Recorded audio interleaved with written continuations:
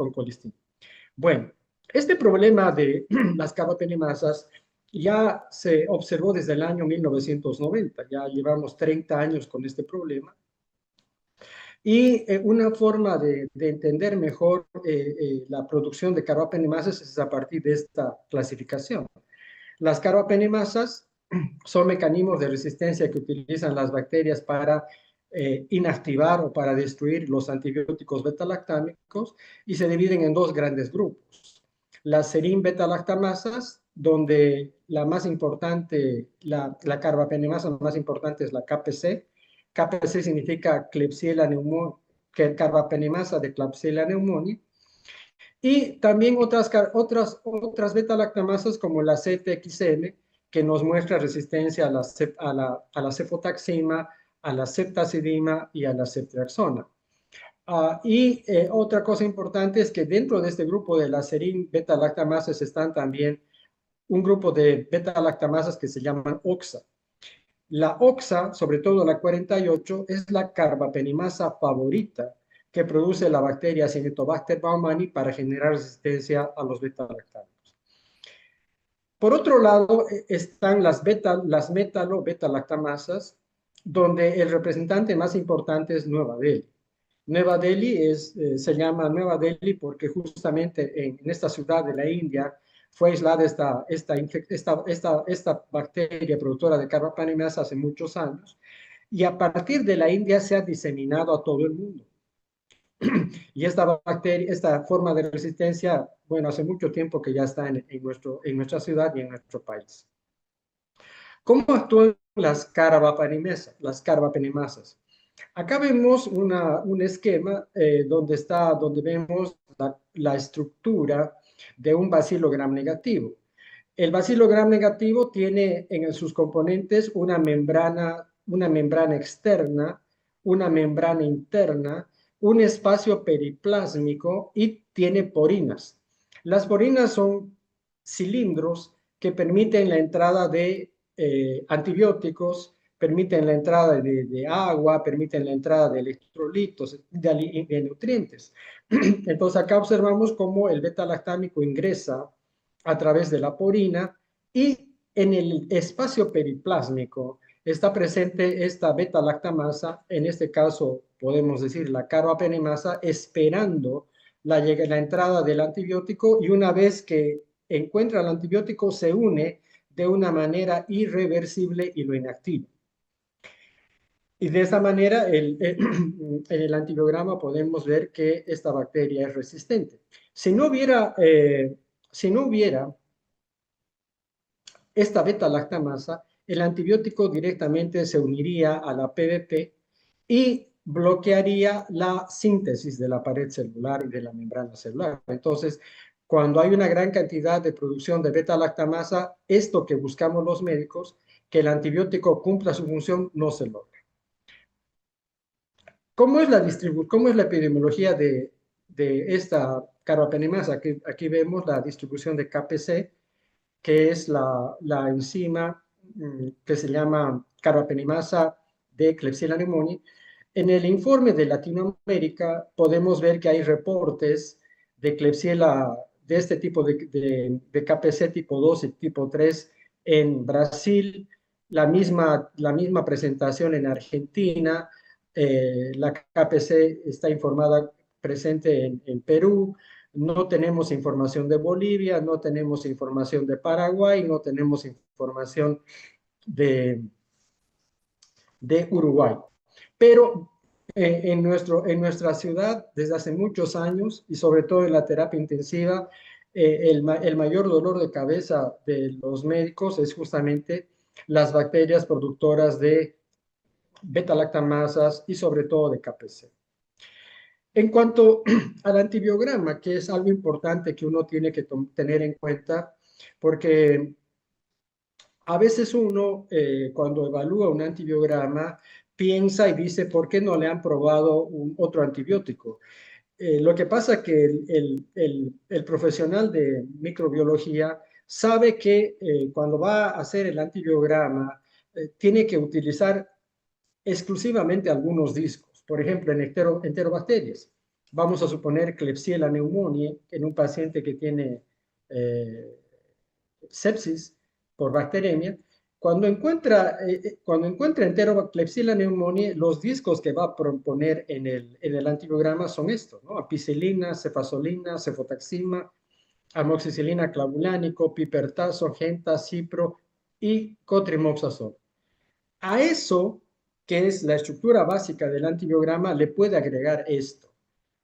Cefepima, imipenem, meropenem, amicacina y tetraciclina. Pero fíjense ustedes que en el antibiograma, y esto es importante porque siempre hay que tener un contacto estrecho con el bacteriólogo, el antibiograma de una Klebsiella, los antibióticos que no pueden faltar son de este primer grupo. Y el bacteriólogo le agrega este otro grupo como una ayuda para la interpretación del médico. En cuanto a Pseudomonas, los discos que obligatoriamente se tienen que prueba el bacteriólogo son ceftazidima, cefepima, pipertazo, ciprofloxacina y le agrega imipenem, meropenem. Así que esos son los discos que obligatoriamente debe informar el bacteriólogo. Estos otros discos, cefiderocol, ceftazidima, vivactam, ceftolozano, imipenem y meropenem, valorvactam, no lo tenemos en el país, y, pero sí tenemos los discos con los cuales el bacteriólogo, una vez analizado fenotípicamente la bacteria, si el médico le pide y si el paciente tiene sepsis, se podría, digamos, probar la sensibilidad a estos nuevos antibióticos, ¿no?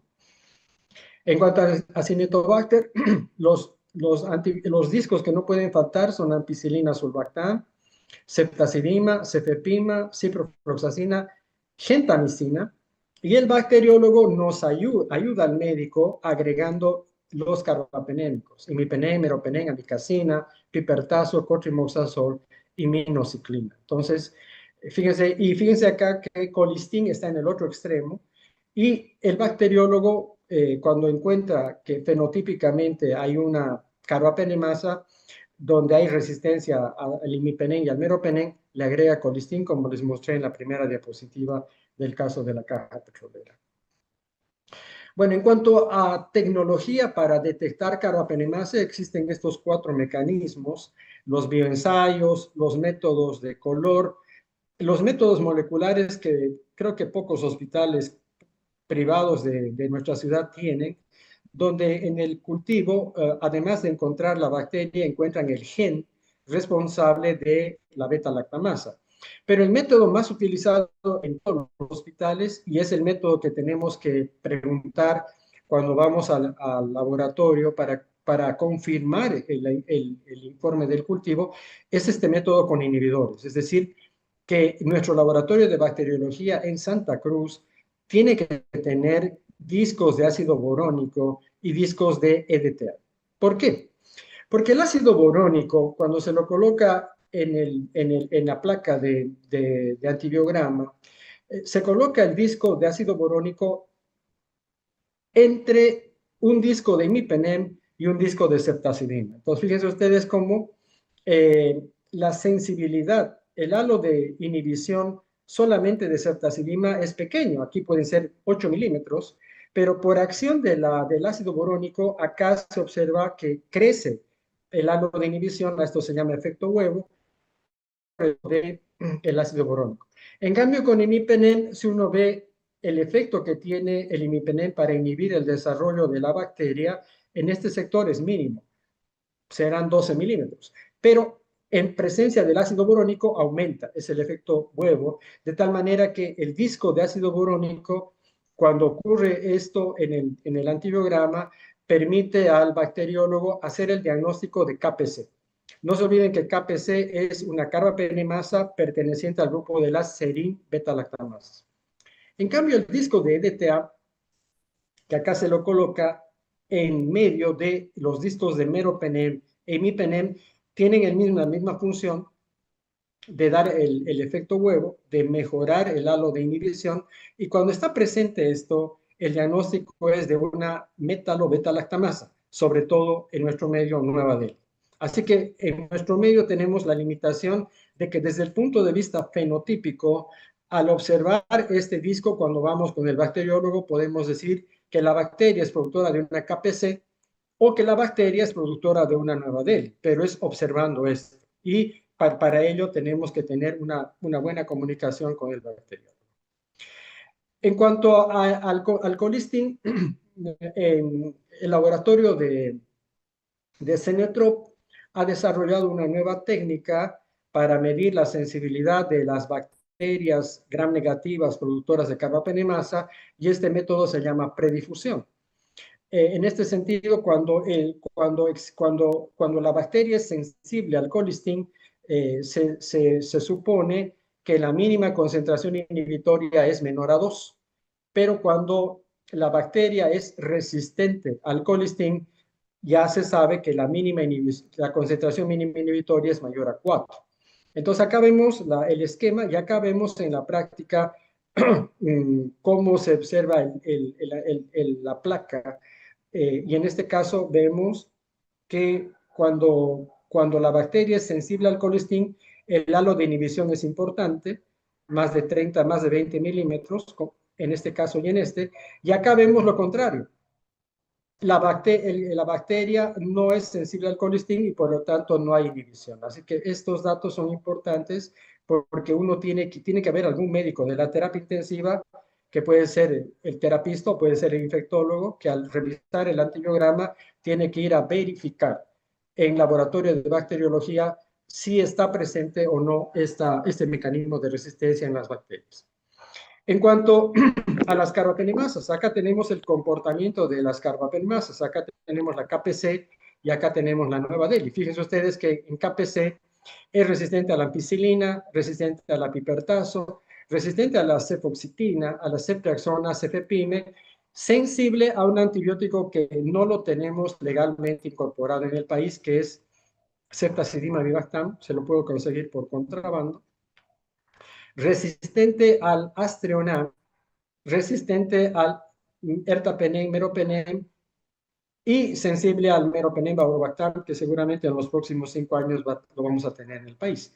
En cuanto a la resistencia del otro grupo de carbapenemasas, la nueva DELI, fíjense ustedes que es solo sensible al Astreonam y mientras tanto todas las demás opciones son resistentes. Por lo tanto, cuando uno ve un informe de antibiograma de un bacilo gram negativo que es resistente a todos los beta-lactámicos, pero observa que es sensible a Astreonam, ese dato desde el punto de vista fenotípico nos está autorizando, nos está dando indicios de que esta carbapenemasa es nueva DELI y por lo tanto en el esquema que vamos a iniciar en el paciente, el Astreonam tiene que estar Doctor presente Saavedra. combinado con colistin o combinado con ceftazidime-avibactam. Doctor Copa. Doctor Saavedra, disculpe que lo interrumpamos. Queríamos comunicar, hemos tenido un pequeño inconveniente con la plataforma Zoom, se va a cerrar en unos minutitos. Por favor, Ya, les pedimos vuelvan a ingresar al mismo link, doctor, por favor. Les ya, listo, pedimos las listo. disculpas correspondientes. Gracias. Puede Ya, continuar, doctor, se va a cerrar automáticamente. ya. Entonces, seguimos. Eh, bueno, eh, cuando tenemos una infección bacilo gram negativo que es productor de carbapenemasa o es productor de una beta-lactamasa de espectro ampliado, ¿cuál es la más virulenta? Esa es la pregunta que nos hace. ¿Cuál de estos mecanismos pone en mayor riesgo la vida del paciente? Bueno, este es un estudio publicado en la revista de infectología de la Sociedad Americana de Infectología, el Clinical Infectious Diseases, donde muestra que la mortalidad a 14 días en pacientes infectados con bacilos gram negativos productores de carbapenemasa, la mortalidad es del 54%. En cambio, la mortalidad de pacientes en los cuales el mecanismo principal de infección, el mecanismo principal de resistencia es la beta-lactamasa de espectro extendido, por ejemplo, CTXM12, la tasa de mortalidad es de 13%. En otras palabras, en este ensayo clínico, lo que se demuestra que cuando en la terapia intensiva está internado un paciente con un bacilo gram negativo y que es productor de carbamasa, el riesgo de muerte en 2 semanas es altísimo. 1 de cada 2 termina falleciendo. En cuanto a algo que se aplica mucho en las terapias intensivas es combinar, en estos casos, el colistin con el meropenem. ¿Cuál es la evidencia que tenemos? ¿Vale la pena combinar estos dos o no vale la pena? Hay un estudio publicado en la revista Lancet del año 18, donde establece la diferencia, la eficacia de los dos esquemas. Fíjense ustedes, en este esquema, en azul, tenemos la mortalidad por colistin. Y al mismo tiempo, en rojo, tenemos la mortalidad en los pacientes que reciben colistin más meropenem. Prácticamente las dos curvas están traslapadas, solapadas. De tal manera que este estudio, y acá en los datos estadísticos, se demuestra que los pacientes que recibieron tratamiento solamente con colistin tienen una mortalidad del 43%. Y los que recibieron la combinación de colistin más meropenem prácticamente es lo mismo. En otras palabras, no vale la pena hacer el tratamiento combinado de colistin más meropenem en un paciente que tiene un bacilo gram negativo productor de carbapenemasa, porque el resultado final es el mismo y lo único que estamos haciendo es, por una parte, ayudar a que las actas del paciente aprendan a defenderse mejor del meropenem y segundo, aumentar los costos en el paciente. Así que esta combinación se ha demostrado que no es útil. ¿Qué pasa con las enterobacterias productoras de beta-lactamasa tipo MBL? MBL es Nueva Delhi. Entonces, en las Nueva Delhi, acá tenemos un ensayo clínico otra vez publicado en la revista de infectología de la Sociedad Americana de Infectología. Lo que se observa es que cuando se combina ceftazidima avibactam más aztreonam,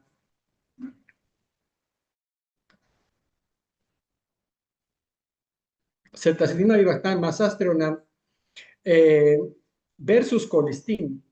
Fíjense ustedes que la mortalidad a un mes en los pacientes infectados es de 19%.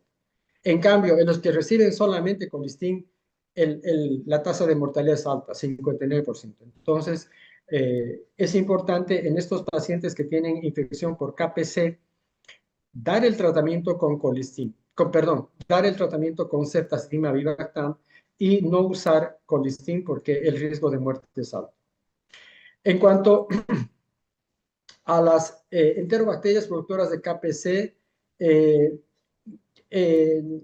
en este otro estudio vemos lo mismo, que la tasa de mortalidad en los pacientes que recibieron tratamiento con ceftazidima avibactam es del 23%, y los pacientes que recibieron el tratamiento con colistin es del 44%, es decir, 1 de cada 2 pacientes que recibe el tratamiento con colistin termina muriendo porque el medicamento no es eficiente para eliminar la infección. Pero otro dato importante de este estudio es que es importante iniciar administrar la primera dosis del antibiótico mientras más rápido se pueda. Acá vemos que el paciente que recibe tratamiento antes de las 24 horas, su riesgo de muerte es del 29%. En cambio, cuando recibe al segundo día, el riesgo de muerte aumenta al 37%. Y en los pacientes que reciben tratamiento adecuado, pero después del tercer día, su riesgo de muerte es del 66%. De tal manera que ese viejo concepto que decíamos que la hora de oro en el manejo de la sepsis es administrar en la primera hora una dosis adecuada del antibiótico es fundamental. Porque acá la evidencia científica demuestra que los pacientes que reciben tratamiento precozmente tienen mejor sobrevida que aquellos que reciben el tratamiento adecuado, pero días después. En cuanto a Cinetobacter, que es una causa importante de neumonía asociada al ventilador en las terapias intensivas en Santa Cruz, lo que se recomienda es combinar altas dosis de ampicilina sulbactam con colistin. Cuando decimos altas dosis de ampicilina sulbactam, eso significa administrar por lo menos 8 o 9 gramos de sulbactam, más el colistin, tomando en cuenta cómo está la tasa de filtración glomerular. ¿Cuánto tiempo se debe administrar este esquema doble? Por lo menos 7 a 14 días. Obviamente, uno decide suspender al séptimo día cuando la evolución es satisfactoria, ¿no? Cada día el equipo de médicos que evalúa al paciente tiene que hacer la evaluación clínica, ver si ya no tiene fiebre, ya si no tiene signos de respuesta inflamatoria sistémica, si la cantidad de secreciones por el tubo ha disminuido, clínicamente los estertores en los ambos pulmones han disminuido. Si todo eso sigue así y además la calcitonina en descenso y el recuento de glóbulos blancos está en descenso, son datos favorables que nos muestran una evolución favorable de la neumonía y por tanto uno puede suspender el antibiótico al séptimo día. En cambio, en los pacientes que tardan más en recuperarse, el tratamiento debería suspenderse alrededor del día 14. ¿Qué está pasando con el colistin y qué está pasando con la ceftazidima avibactam? Les comentaba al principio que ceftazidima avibactam es un antibiótico que empezó a utilizarse en Buenos Aires el año 2017.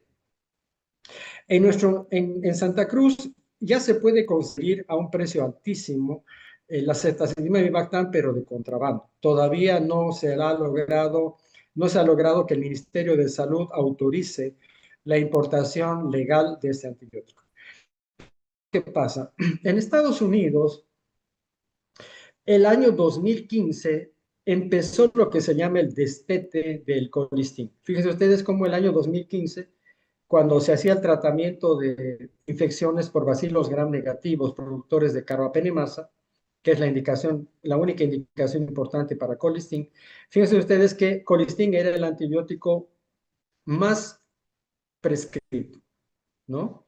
Y se empezó a utilizar en Estados Unidos porque la empresa que fabrica Pfizer de Nueva York, se empezó a utilizarse con ceftazidima avibactam y con los años prácticamente ya no se usa, y aquí vemos la curva de colistin que va disminuyendo, ya no se usa en Estados Unidos colistin, se está usando ceftazidima avibactam. Hace 3 años tuvimos un congreso de infectología donde vinieron 2 infectólogos del Hospital de Massachusetts y justamente le hicimos la pregunta si ellos siguen utilizando colistin. En Estados Unidos ya no usan colistin porque colistin es un antibiótico de baja eficacia y de muy alta toxicidad. En cambio, ellos allá están utilizando ceftazidima avibactam para las infecciones por KPC y ceftazidima avibactam más Aztreonam para las infecciones por Nueva Delhi. En nuestro medio todavía tenemos que seguir usando este antibiótico y por lo tanto es importante recordar su mecanismo de acción. El colistin se une a la membrana externa al lipopolisacárido y por lo tanto produce la apertura de la membrana celular externa y hace lo mismo con la membrana celular interna, de tal manera que en el bacilo gram negativo se genera un hueco por el cual ingresa sin control gran cantidad de líquidos, gran cantidad de electrolitos y este cambio osmótico que sufre el bacilo gram negativo hace que termine muriendo, ¿no? Entonces, ese es el mecanismo de acción de colistin. Este dato que lo puse acá, que habla de un punto que es importante que tenemos que tener en cuenta cuando atendemos pacientes con neumonía por bacilos negativos productores de carbapenemasa y le vamos a administrar colistin. Acá tenemos un warning, una advertencia, informándonos que las concentraciones de colistin en el alveolo pulmonar son insuficientes. Así que cuando usemos colistin en un paciente con neumonía, tenemos que saber ya que el antibiótico no tiene alta eficacia para tratar la neumonía. Bueno, decíamos que desde el punto de vista de la sensibilidad y la resistencia, se acepta tanto en Estados Unidos como en Europa que las bacterias sensibles al colistin son aquellas que tienen una mínima concentración inhibitoria menor a 2. En cambio, las que son resistentes al colistin tienen una concentración inhibitoria mayor a 4. Pero nosotros, cuando ya estamos atendiendo al paciente, tenemos que aplicar este conocimiento en la dosis que vamos a administrar al paciente. Entonces, si el paciente tiene una tasa de filtración glomerular menor a 40, que es la mayoría, que son la mayoría de los pacientes que están en terapia intensiva, la dosis que le podemos administrar en 24 horas son prácticamente 200 miligramos de colistin. En cambio, en el paciente joven que no tiene ninguna enfermedad previa y que tiene una excelente tasa de filtración glomerular, la dosis que se puede aplicar es casi mayor a 360 miligramos, ¿no? Entonces, esto es importante para recordar de que la concentración que queremos encontrar en el pulmón tiene que ser mayor a 2 microgramos por mililitro de colistin. Pero esa concentración en el pulmón no la logramos alcanzar, porque desde el punto de vista farmacocinético y farmacodinámico, colistin llega muy bien a los demás tejidos, pero no al pulmón. Bueno, esa es la última diapositiva que quise compartir con ustedes y estoy atento a sus preguntas.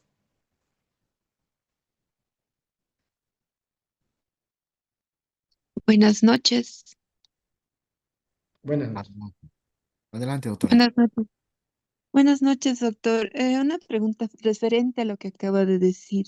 Y vi una de las diapositivas en la cual indicaba, no sé si es el caso del colistin, de la terapia inhalatoria de antibióticos. En ese caso, el colistin es más adecuado administrarlo por vía inhalatoria que por vía endovenosa.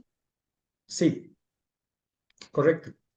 Hay un estudio elaborado por un neumólogo y neumólogo intensivista en Estados Unidos, Mark Heller se llama, y él demostró en un ensayo clínico publicado en el año 16 que la concentración de antibiótico cuando es administrada por nebulizador supera por lo menos 100 veces la mínima concentración, o sea, supera 100 veces la concentración que se puede lograr administrando por vía endovenosa. Entonces, en ese sentido, es una excelente opción utilizar colistin por nebulización, ¿no?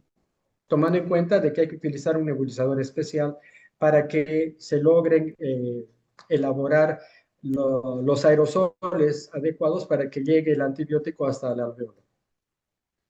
Mm. En ese caso, doctor, le pregunto una cosa.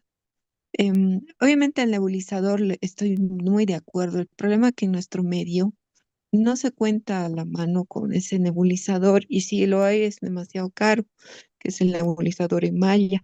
Entonces el ultrasónico en este caso es la opción que tenemos. Entonces, ¿usted cree que llega a la concentración adecuada a nivel alveolar, a pesar de que no es tan adecuado? Eh, Seguramente llega en o sea, como no estamos usando el nebulizador adecuado, con el filtro adecuado, la concentración que llega al pulmón es menor, pero es terapéuticamente, bueno, pero la concentración terapéutica es útil. Por lo tanto, es la única opción que tenemos y habría que hacer un estudio, ¿no? Un estudio científico en alguna de las terapias, podría ser la del San Juan o la del japonés o alguna privada, para comparar la concentración de colistin o de algún antibiótico administrado con el nebulizador adecuado versus el nebulizador común que estamos utilizando. Pero desde el punto de vista práctico, la lógica nos indica de que el nebulizador que estamos usando, si bien no es el adecuado, logra incorporar una concentración adecuada del antibiótico en el pulmón. En ese caso, doctor, ¿el tiempo de terapia sería el mismo o tendrás que prolongarlo? Porque eso tengo una duda. En algunos textos dice determinado tiempo de días, en otros dice otro tanto, entonces eso me confunde. Bueno, las guías internacionales hablan de que el tiempo, la duración mínima de antibióticos debe ser 7 días para pseudomonas. Neumonía, o sea, infecciones graves por pseudomonas, el tratamiento debería ser por lo menos 7 días. Las guías recomiendan un solo antibiótico, pero a veces se tienen que combinar con dos. Pero lo más importante en el caso de la neumonía asociada al ventilador es la evaluación clínica. El médico de terapia, juntamente con el equipo multidisciplinario que va a atender al paciente, tiene que hacer una buena evaluación clínica, no solamente ver los datos de enfermería, ¿no? El balance, signos vitales y ver el monitor. Tiene que acercarse al paciente, revisar al paciente, ver cómo está la inflamación del pulmón, revisar las secreciones que salen por el tubo, anotar el cambio del color de las secreciones del tubo y ver la radiografía. O sea que hay muchas variables clínicas y de laboratorio que uno tiene que evaluar cada día en el paciente con neumonía asociada al ventilador para decidir si el tratamiento va a ser 7 días o 14 días. Mm, ya, doctor. Muchas gracias, era mi duda. Gracias, doctor. Doctor, una pregunta. Sí, doctor. ¿Un esquema antimicrobiano que nos podría recomendar, doctor, para el tratamiento de Burkholderia cepacia complex? A ver, repítame su pregunta. Para Burkholderia, doctor. Burkholderia cepacia Burkholderia. complex. Ya. Sí, Y en el antibiograma, ¿qué le sale? ¿Cómo le sale el informe? resistente a carbapenémicos, doctor. Ya. Cotrimoxazol. En Burkholderia el tratamiento es dar cotrimoxazol, que puede ser como monoterapia o puede ser combinado con minociclina. Esos dos son los antibióticos que hay que utilizar cuando uno ya conoce que esa es la bacteria y el antibiograma muestra que hay producción de carbapenemasa. ¿Cuánto tiempo? Por lo menos lo mismo, ¿no? De 7 a 14 días. A veces hay que prolongar un poquito más porque el cotrimoxazol hay que administrarlo por vía oral, a veces se consigue por vía endovenosa, pero la dosis que tiene que utilizar es una dosis alta, por lo menos 2.400 a 3.200 miligramos por día. Y eso es una dosis alta y usted tiene que tomar en cuenta que en el paciente séptico el funcionamiento del tubo digestivo está modificado, entonces la absorción que tiene el cotrimoxazol va a estar disminuida. Así que la dosis recomendada es de 2.400 a 3.200 miligramos de cotrimoxazol, más minociclina. Gracias, doctor.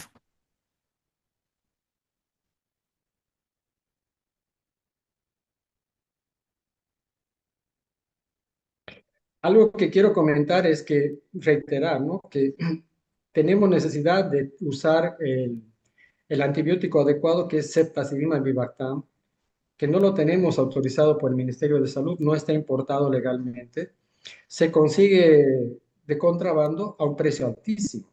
Entonces yo creo que la Sociedad Boliviana de Terapia Intensiva, junto con la Sociedad Boliviana de Infecto, Medicina Interna, Pediatría, etcétera, tendrían que hacer los trámites, la representación ante el Ministerio de Salud para que a la brevedad posible se incorpore este antibiótico de manera legal en el país.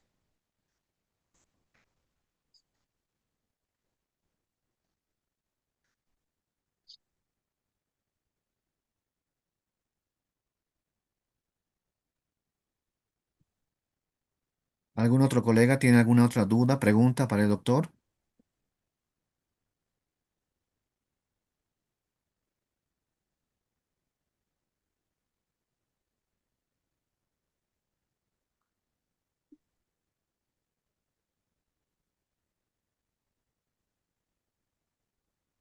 ¿Ninguna Muy pregunta más? bien. Si no hay más dudas, preguntas, muchísimas gracias. ¿Hay pregunta? Adelante, adelante, doctora.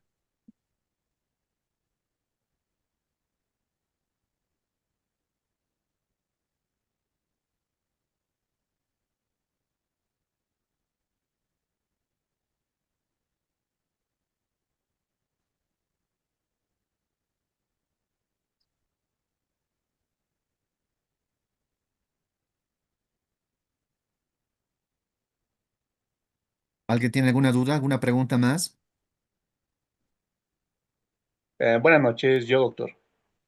Adelante, doctor. Doctor, buenas noches. Debido al mecanismo de acción de lo que es el colistín en las bacterias, y el debido a eso, como le dijo, ¿no? Que se debería prolongarse el tratamiento, ¿tiene algún tipo de efecto en el manejo o el control de electrolitos séricos en el paciente? Sí. Colistin eh, tiene dos efectos adversos que siempre hay que tomar en cuenta. Por una parte, elimina gran cantidad de potasio y magnesio, entonces hay que hacer monitoreo de este efecto adverso. Y segundo, es nefrotóxico, o sea, cuando uno alcanza la concentración sérica de 2 microgramos, 2 miligramos por litro de colistina en sangre, esa dosis que es terapéutica también produce daño en el riñón, es nefrotóxica. Pero además, el tercer efecto adverso es que es neurotóxica. Muchos pacientes desarrollan fasciculaciones y algunos llegan a tener crisis convulsivas. Entonces, ese efecto es producido por el colistín. Pero en el tema de líquidos y electrolitos, colistín es capaz de producir disminución de potasio y de magnesio. Gracias, doctor.